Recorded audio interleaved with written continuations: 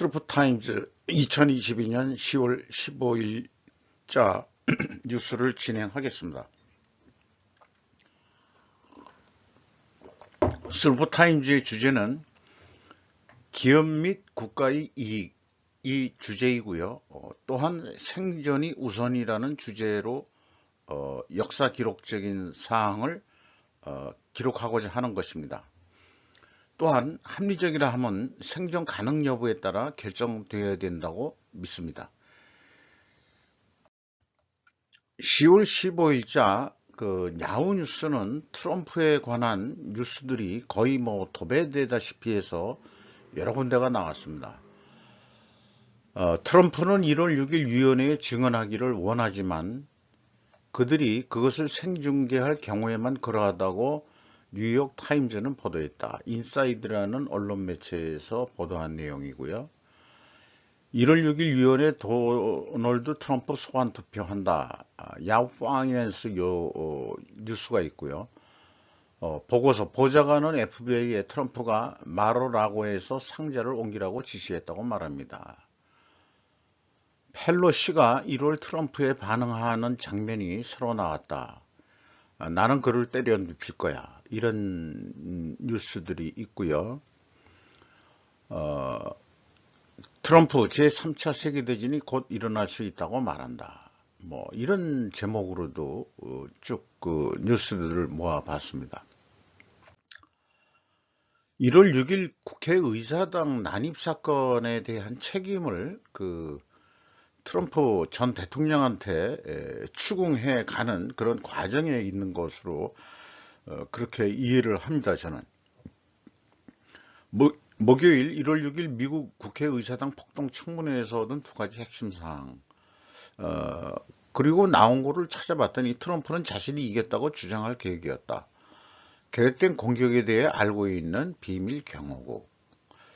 자, 그러니까 트럼프가 이렇게 그러니까 주동하고 유도했다는 식으로 좀 여론을 몰고 나간 것 같아요.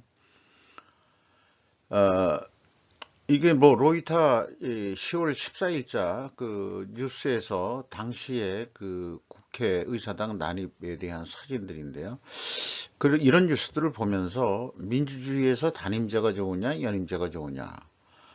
미국 내에서도 전무후무한 의회 난입 사건인데 제 개인적인 생각으로 미 연방 국가의 생존에 합리적인 것은 연방제냐 그게 아니고 단임제냐 연임제냐 이건데 우리나라 현재 단임제를 하고 있죠. 계속 정권이 바뀐다는 것은 독재에 흐르지 않을 확률이 있기 때문에 민주주의를 옹호하는 건데 연임제까지는 지금 어떤 이 상식으로서 그 정도는 가능하다.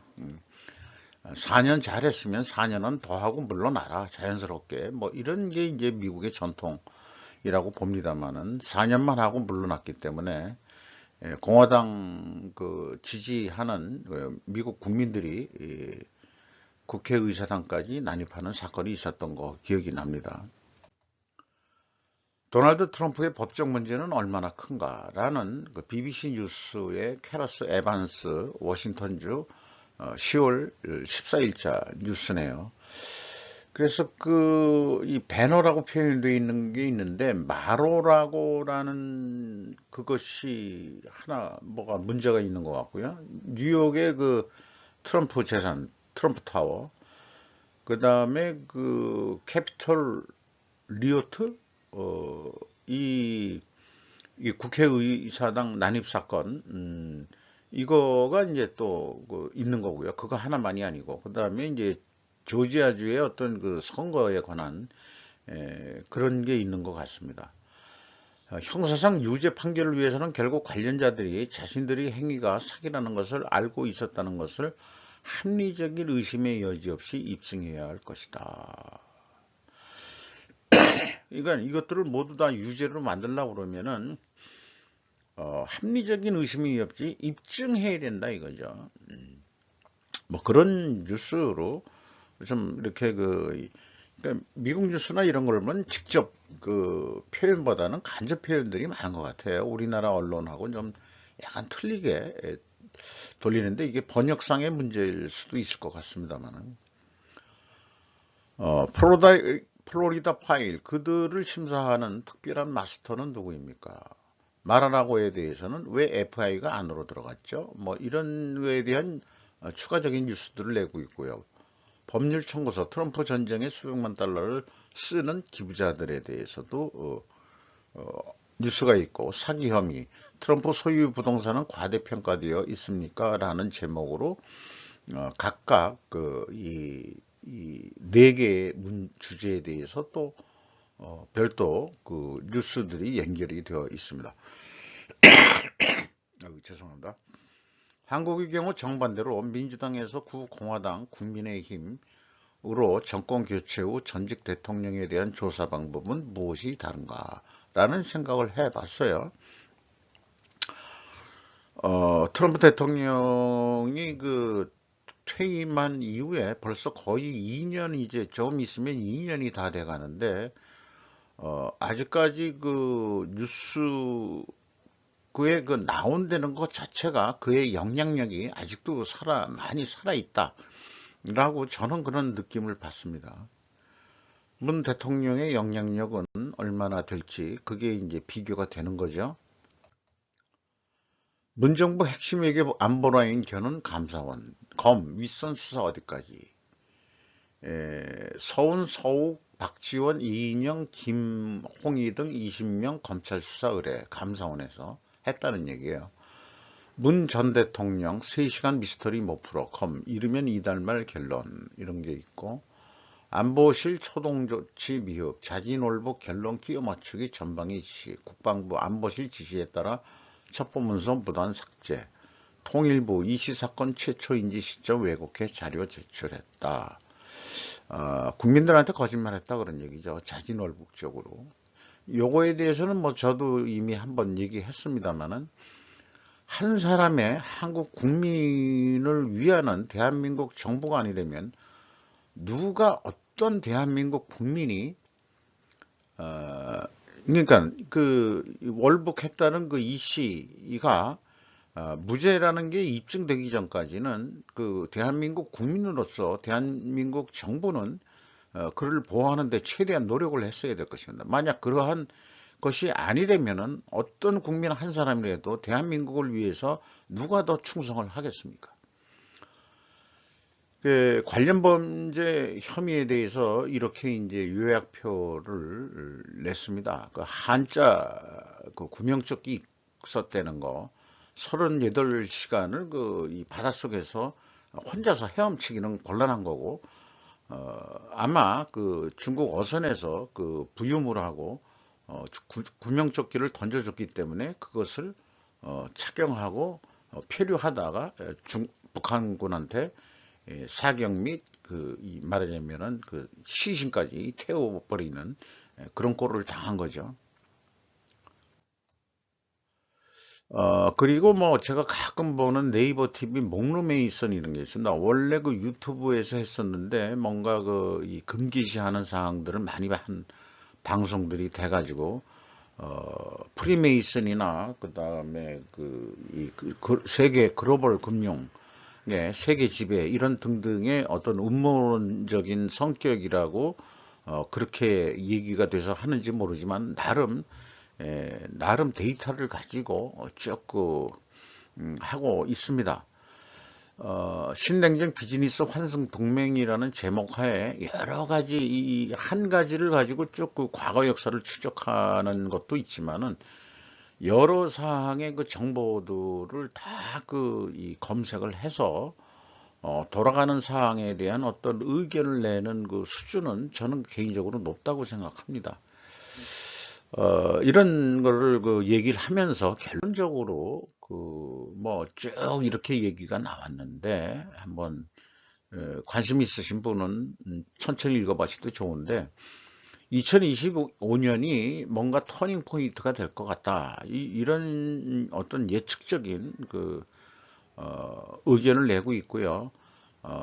이런 표현을 했습니다. 신냉정 비즈니스다. 현재 상황이 비즈니스가 곧 국제 정세다. 종교, 정치, 군사적 흐름은 이 비즈니스에서 비롯된다.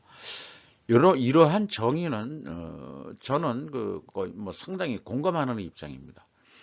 신냉전을 비즈니스로서 정의한 것이 국제 정세에 대한 의미로운 해석으로 생각해 볼 수 있겠다 하는 말씀을 좀 드려볼 수 있겠어요. 시 부속은 당대의 전날 수십 년 만에 가장 불안한 경제에 직면했다. 뭐 해가지고 이 블룸버그는 상당히 그 통계에 의한 뉴스들을 상당히 전문적으로 많이 내는 것 같은데요. 저건 어떤 상징적인 이렇게 그래프로 해서 얘기를 했습니다. 시진핑의 세 번째 권좌에 확정 짓기 위한 역사적인 공산당 대회 전날 중국 경제는 가계와 기업 실력의 추락으로 수십 년 만에 가장 어려운 시기 중 하나에 직면해 있다. 최근 데이터는 주로 코비드 감염과 부동산 부문의 부채에 대한 시의 무관용 접근법의 결과인 취약한 경제의 그림을 그리고 있다. 미국은 지난주 중국의 기술 개발에 대한 캠페인을 강화하면서 중국의 급성장하고 있는 마이크로칩 인공지능 슈퍼컴퓨팅 분야를 억제하기 위해 사상 가장 엄격한 제재를 가했다. 제 개인적인 생각은 솔직히 중국이 소련 해체와 같은 수순을 밟아 현재의 러시아 형태로 가는 미래가 되는 것으로 희망합니다. 소수민족 이 자치주들이 별도로 독립 국가가 되는 그런 날을 기대해 봅니다. 이것은 그냥 어떤 제가 그 느낌 같은 느낌으로 온 것들을 그냥 스크랩해 봤는데요. 이게 여성 살인자인데 배우예요. 예. 근데 이제 뭐 상처 안 받을 것 같은 그런 사람이 이런 표정을 했다. 그런 얘기를 뭔가 상징적인 게 있을 것 같아가지고 배임 업무상 배임 및 자본시장법 위반과 뇌물 제공, 증거인멸 미수 혐의, 현장에서 긴급 체포. 이런 용어가 일반 개인들은 자기하고 관련이 없는 그런 법률적인 용어들이죠. 우리는 이런 말들이 횡행하는 나라에서 살고 싶지 않다는 의미에서 스크랩을 해봤습니다. 그리고 러시아 쪽에 말하자면은 우호적인 어떤 유튜버가 이 편집한 내용을 보면은 폴란드 역사학에서도 전쟁 관기에 경고했다. 두려움이 없는 것은 용기 아닌 정신장애다. 참 뭔 얘기인지 모르겠어요. 지금 전쟁을 하고 있는데 뭐 폴란드가 옆에서 우리나라 무기도 수입을 해가고 뭐 그런 얘기가 있는데 전쟁 관기라고 경고를 하고 있는데요. 내 생각에는 이제 방어하고 싶은 것 같은데 폴란드 남한 천무 다연장 로켓 발사기 수백 대구의 디펜스 뉴스 야로슬라프 모프스키가 10월 15일자 폴란드가 우리 한국의 천무 다연장 로켓 발사기를 수백 대 구입했다는 뉴스도 나왔습니다. 현대차가 조지아 공장에 50억 달러 착공했다고 로이터 데이비드 셰퍼드슨이 뉴스 보도를 했습니다. 약속을 한 거니까 뭐 당연히 이제 전기차 생산 공장을 얘기 나오는 거고요. 이 공장 착공은 한국과 유럽연합의 분노 속에서 이 IRA 인플레이션 법에 의해서 분노 속에서 이러한 기공식이 이루어졌다. 뭐 분노가 됐든 어떻게 됐든 약속한 거는 우리가 지키는 그런 현대차에 대해서 뭐 격려를 하지 않을 수밖에 없을 것 같은데 문제는 현재의 한국의 귀족 노조라든지 이런 애들의 영향 때문에 결국은 한국 내에서 전기차 공장을 더 만들고 싶을 생각도 없었을 거예요. 사실 현대차는. 그런데 이제 미국에서 야, 미국에다가 공장 좀 줘. 그래야 뭐 여러 가지 혜택 줄게. 그러니까 아이 잘 됐다. 이렇게 가서 이제 현대차가 또 뭐 러시아에서도 그 철수 안 하고 뭐 저기 하는 기업도 우리나라 많은데, 그래서 우리 국방 언론 같은 데는 의리의 한국, 의리의 한국 하는데, 나 이게 생존에 합리적이냐, 합리적인 거냐 하는 거는 생존 가능성이 있으니까 하는 거 아니냐. 어떤 의사결정이든 합리적이라고 하는 것은 이 생존을 기준을 가지고 그 판단해야 될 거라고 믿습니다. 이상 10월 15일자 스루프 뉴스 생존 가능성 여부에 관한 뉴스들을 모아서 편집해서 역사 기록원 남겨봤습니다. 이상 마치도록 하겠습니다.